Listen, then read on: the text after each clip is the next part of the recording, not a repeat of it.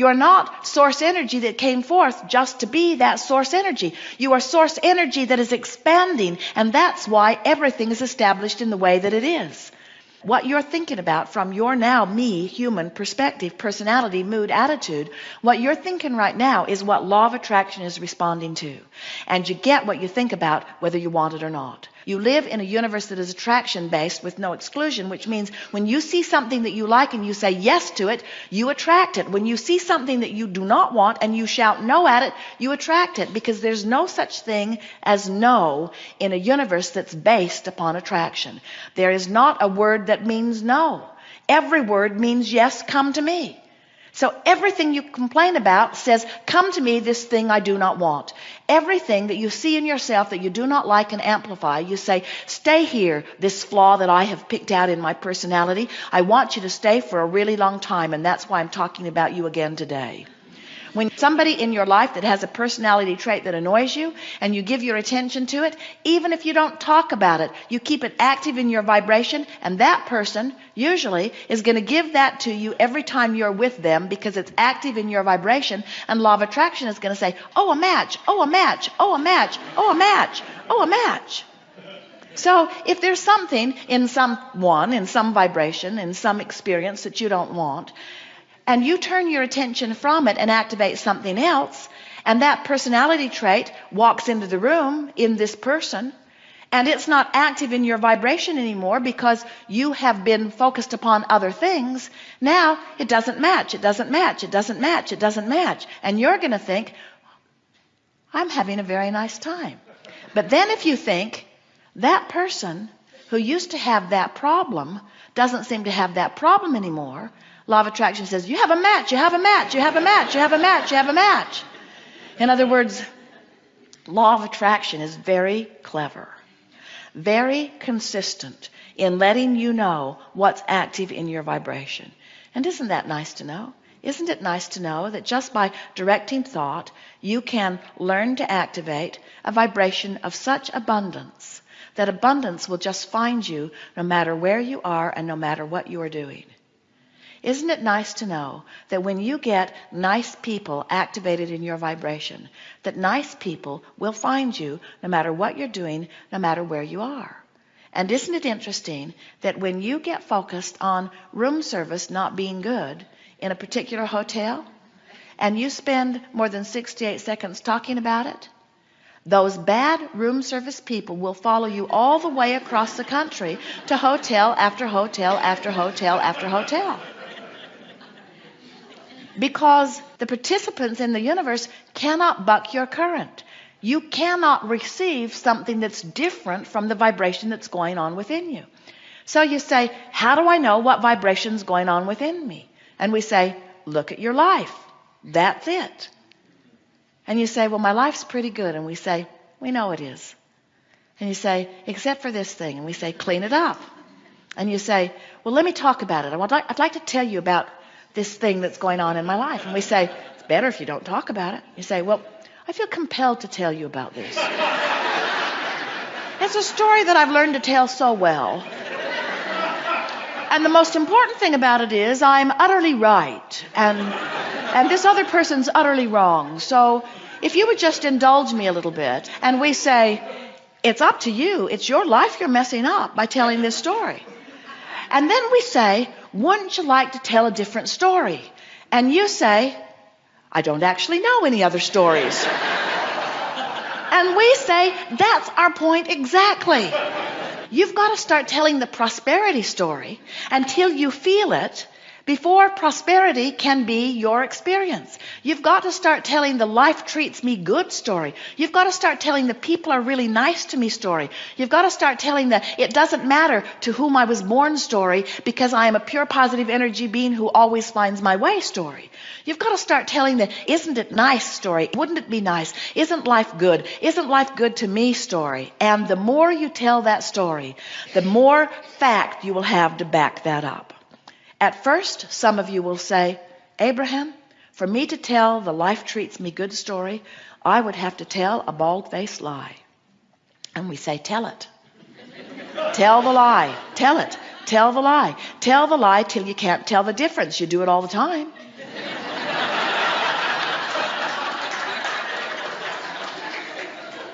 Haven't you ever gotten together with your sister or your brother years later and you tell your version of what happened and they tell their version of what happened? They're very different versions. And so we want you to understand that everything is perceptual. And as you tell the story the way you want to live it, as you begin to extract from your past experience the best pieces of it, as you sift through the now and look for the best pieces of it, it's one of the reasons that Jerry and Esther scour the country looking for wonderful places that they can have gatherings like this, because they're wanting touchstones. The other day, Jerry and Esther spent a day with Tracy, daughter, and son David, and their children, Kate and Luke. And they went to a hotel in San Antonio, even though that's where they all live. They went to a hotel and rented 2 rooms with a little private swimming pool area, and they had their own private golf carts. And for 24 hours, they did every fun thing they could think of doing in a 24-hour period. Barely slept, played and played and played and played. And then it was time for them to go their separate ways. And Kate said, she's 4, can we go to Olive Garden? It is my favorite place. Well, how can you not go to someone's favorite place? So they went to Kate's favorite place. She likes it because there are big tables and lots of crayons and fun things to do. And Jerry plays games with her from the minute they get there until the minute they leave. And so Kate and all had a wonderful coloring session at Olive Garden. And then as they were leaving, Kate looks into the street and she sees a very pretty stone. It was odd for there to be such a beautiful stone on a paved road.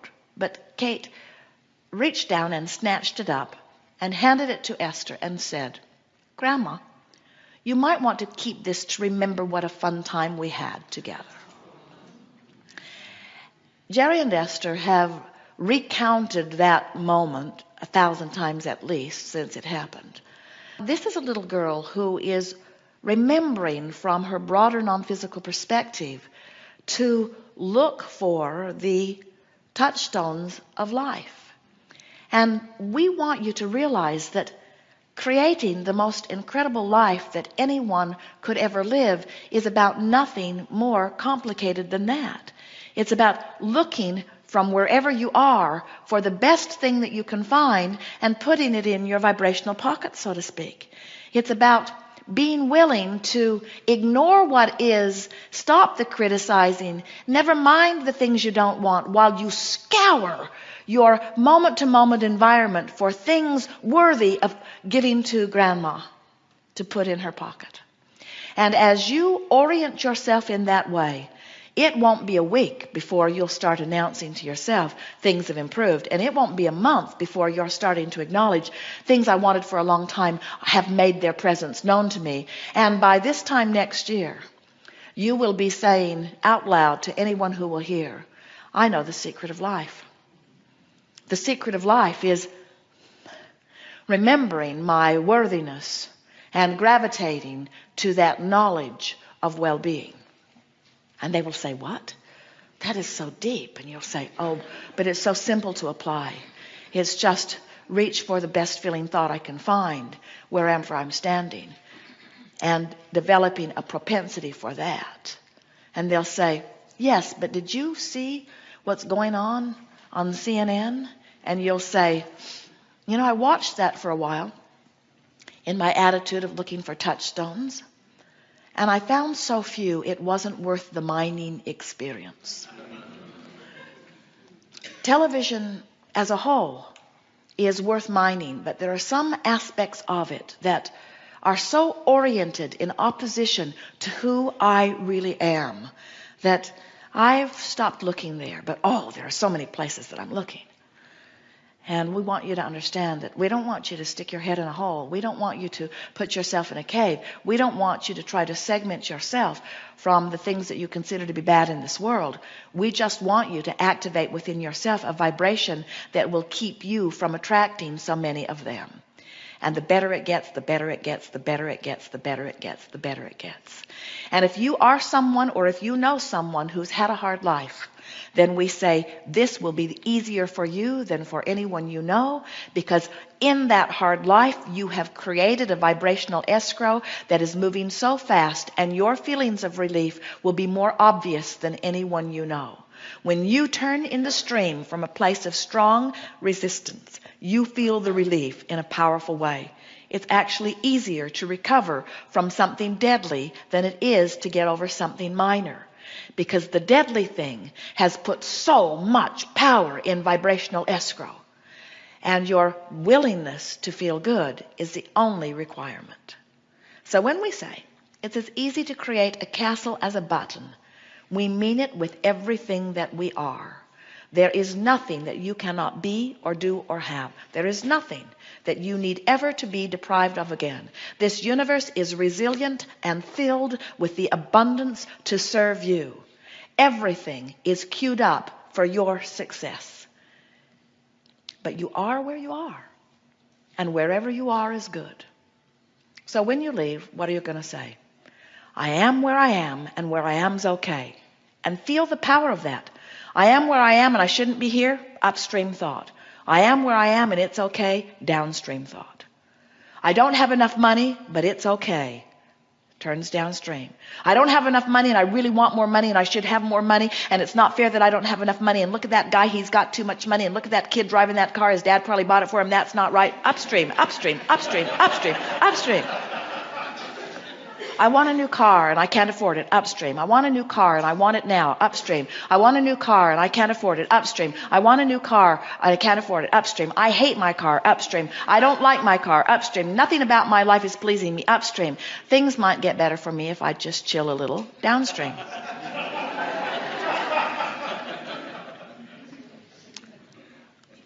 So what would you like to talk about? We have satisfied ourselves completely.